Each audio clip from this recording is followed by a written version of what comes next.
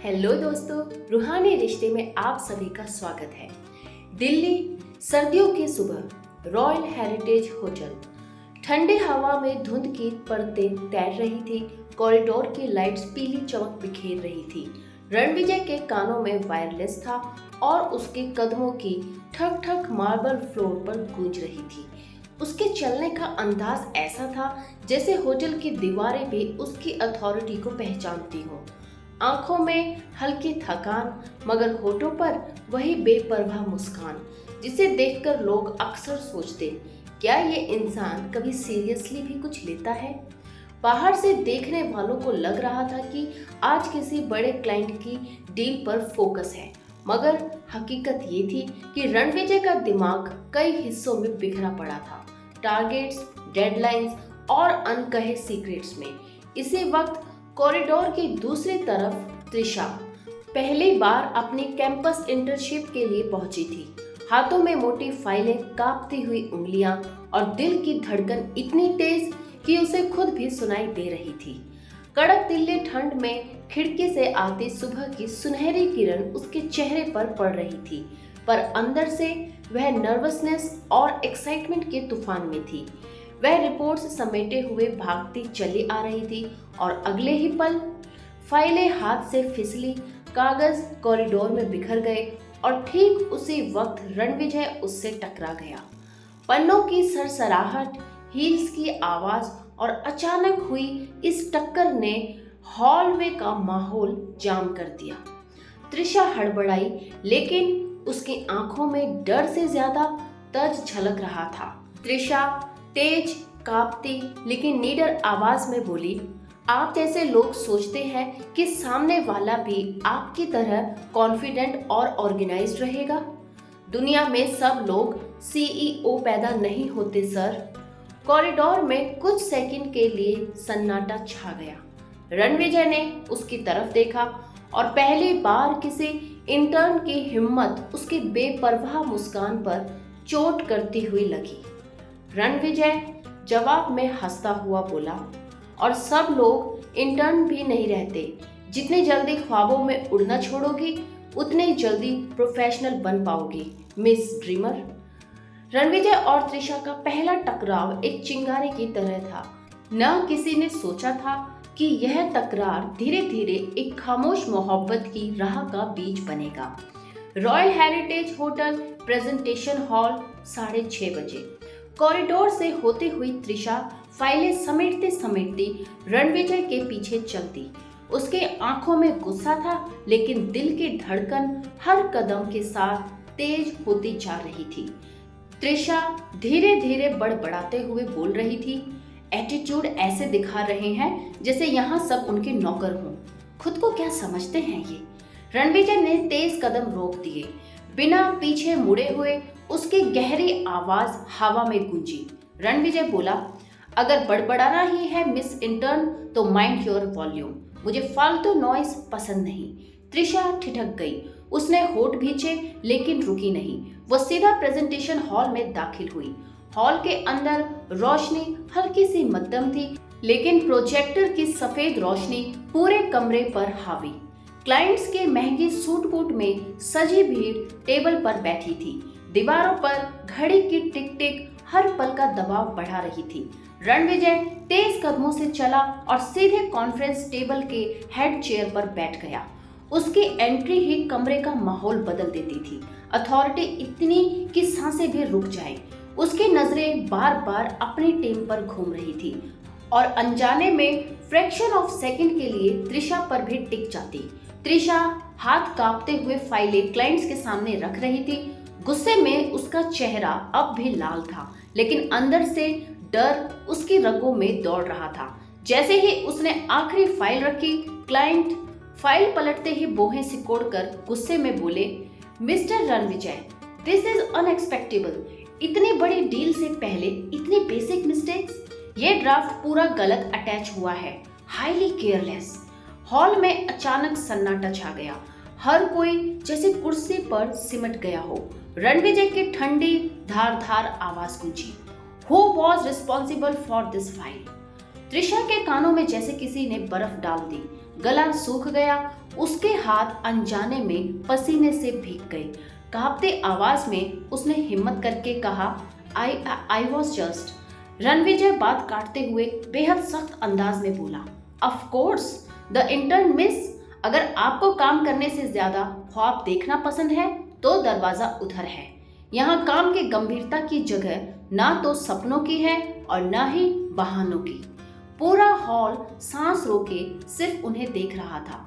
त्रिशा की आंखें भर आई, लेकिन उसने तुरंत आंसू रोक लिए। उसने कांपते होठों से लेकिन मजबूत लहजे में कहा, गलती मेरी थी, लेकिन अगर किसी नए को सीखने का मौका ही न मिले तो शायद कोई भी कभी काबिल न बन पाए। आप जैसे लोग शायद भूल जाते हैं कि एक वक्त आप भी बिगिनर थे। हो सकता है मेरी फाइल गलत हो, पर मेरे इरादे गलत नहीं थे। कमरे में एक अनचाही खामोशी छा गई। सबने हैरान होकर देखा। कोई इंटर्न खुले मंच पर रणविजय वर्मा को जवाब दे गया था। रणविजय का चेहरा पहली बार बदला। उसके आंखों में गुस्से के साथ एक अजीब सी हैरानी की चमक थी, जैसे किसी ने उसकी दीवार में दरार डाल दी हो।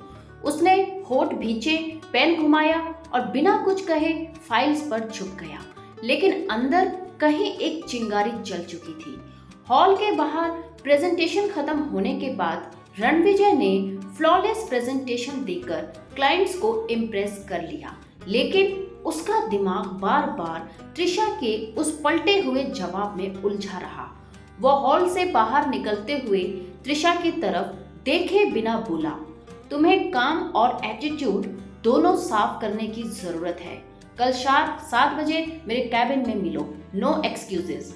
त्रिशा ने आंखों से आंसू पोंछे, लेकिन होठों पर हल्की मुस्कान थी। ये पहली बार था कि जब उसे पता लगा कि रणविजय की सख्त बातों में केवल गुस्सा नहीं, कोई और भी परत छुपी हुई है। कॉफी की तेज महक और कांच की दीवार से छनकर आती हल्की धूप, कमरा जैसे किसी बोर्डरूम से ज्यादा किसी जंग के मैदान जैसा लग रहा था। रणविजय अपने टेबल पर झुका, लैपटॉप पर लगातार टाइप कर रहा था। चेहरे पर वही ठंडापन, लेकिन आंखों के कोनों में हल्की थकान छिपी हुई थी और उसके चेहरे की एक एक रेखा इस बात का सबूत दे रही थी कि उसका ध्यान आधा कहीं और भटक रहा है। दरवाजे पर हल्की दस्तक हुई। रणविजय बिना नजर उठाए ठंडे स्वर में बोला, कम इन। दरवाजा खुला। त्रिशा अंदर आई। नीली शर्ट, गले में हल्का दुपट्टा, हाथ में नोटबुक और आंखों में अजीब सी जिद। उसके कदम धीमे थे, लेकिन आवाज कांपती नहीं थी। रणविजय ने पहली बार नजर उठाई और उसे ऊपर से नीचे तक देखा। चेहरा एक्सप्रेशनलेस रखा। रणविजय हल्के कटाक्ष भरी आवाज में बोला, तो मिस इंटर्न, पंक्चुअलिटी के लिए 1 पॉइंट मिल सकता है। अब देखते हैं एटीट्यूड कितनी देर में बाहर निकलता है। त्रिशा सीधे टोन में बोली, मैं एटीट्यूड नहीं, काम लेकर आई हूँ। आपने कहा था सारी रिपोर्ट्स दोबारा तैयार करनी है, मैंने कर दी है। उसने फाइल टेबल पर रख दी। रणविजय ने जानबूझकर फाइल खोलने में वक्त लगाया। हर पन्ना धीरे धीरे पलटा, जैसे टेस्टिंग कर रहा हो। त्रिशा की धड़कनें तेज थी, लेकिन उसने निगाहें झुकाई नहीं। कुछ मिनटों की खामोशी के बाद रणविजय ने फाइल बंद की। होठों पर हल्की तिरछी मुस्कान आई। रणविजय बोला, नॉट बैड। कम से कम अब यह किसी क्लाइंट को भगाने पर मजबूर नहीं करेगी। त्रिशा की आंखों में हल्की चमक आई, लेकिन उसने तुरंत चेहरा सख्त कर लिया। त्रिशा कटाक्ष में बोली, धन्यवाद कह दूं या सरकास्टिक क्लैप कर दूं? रणविजय हल्के से हंसा, कुर्सी पीछे सरकाई और हाथों को बांध लिया। वो बोला, you have got guts miss dreamer.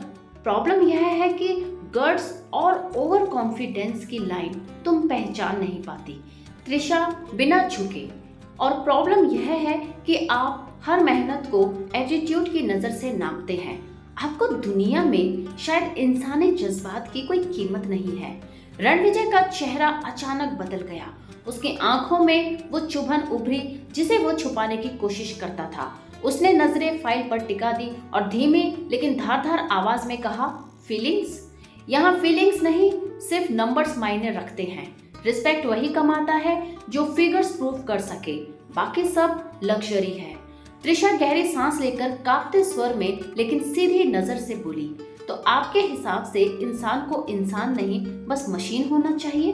क्या रिस्पेक्ट पाने का यही रास्ता है, दिल को पूरी तरह खामोश कर देना? कुछ सेकंड की भारी चुप्पी, कमरे में सिर्फ कॉफी की महक और टेंशन खुली हुई थी। रणविजय अपने कैबिन में रेस्टलेस हो रहा था। लैपटॉप खुला था, रिपोर्ट्स सामने थी, लेकिन दिमाग बार बार त्रिशा की आवाज पर अटक रहा था। त्रिशा की बातें उसके कानों में बार बार गूंज रही थी। शायद आपकी दुनिया में फीलिंग्स की जगह 1% भी नहीं है। वो पहली बार किसी की बात को दिमाग से बाहर नहीं धकेल पा रहा था। उसके आंखों में पहली बार हल्की बेचैनी झलकी। शाम, होटल, लॉन के हल्की रोशनी, चारों तरफ हीटर जल रहे थे और टीम के लोग आरामदेह अंदाज में गपशप कर रहे थे।